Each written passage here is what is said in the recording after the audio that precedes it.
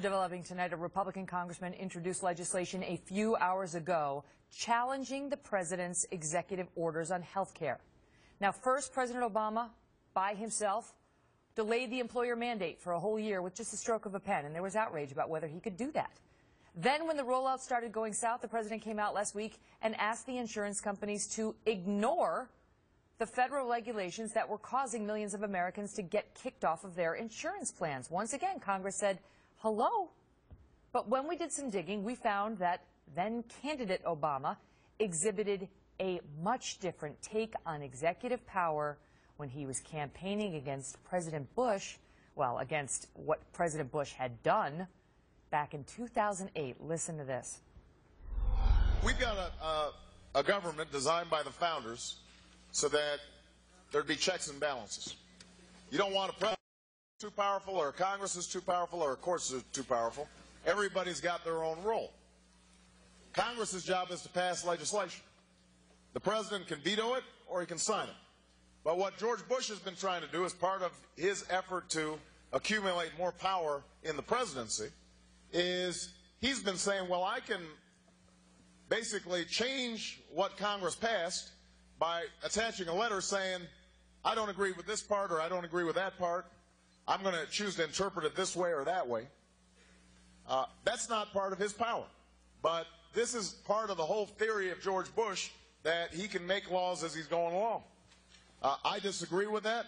I taught the Constitution for 10 years. I believe in the Constitution, and I will obey the Constitution of the United States.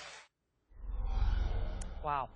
Joining me tonight is author of the bill trying to rein in the president, Representative Ron DeSantis. He's a member of the Oversight Committee and a former federal prosecutor. Congressman, what a thing to listen to then-candidate Barack Obama versus President Obama. Yeah, it's unbelievable. I'll tell you, he's changed his tune now. You mentioned, Megan, he rewrote the employer mandate in July.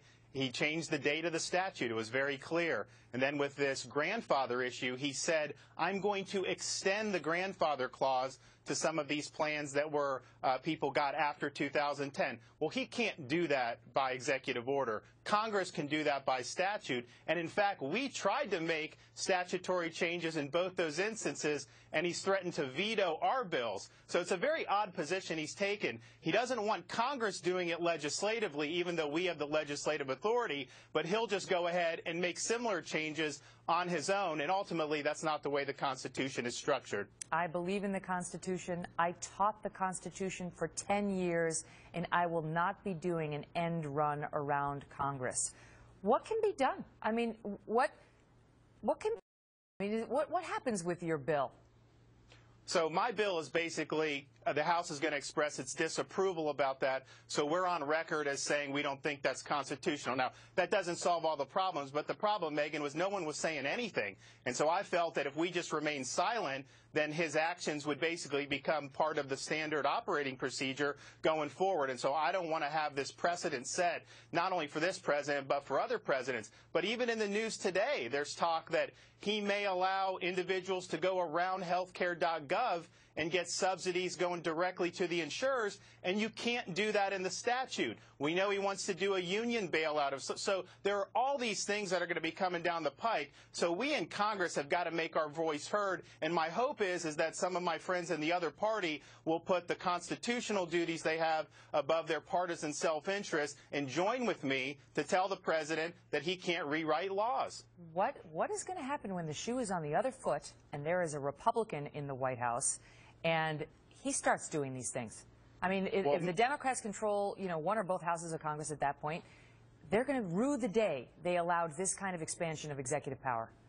Can you imagine if Mitt Romney had been elected, took office January 20th, and said, those fiscal cliff tax increases that you did, Congress, I disagree with them, so I'm going to suspend the increase in the capital gains tax for 1 year because I don't think the economy could handle it. I don't think Democrats would accept that, and the media in Washington would not accept that. They are not as interested in holding this particular president accountable for whatever reason.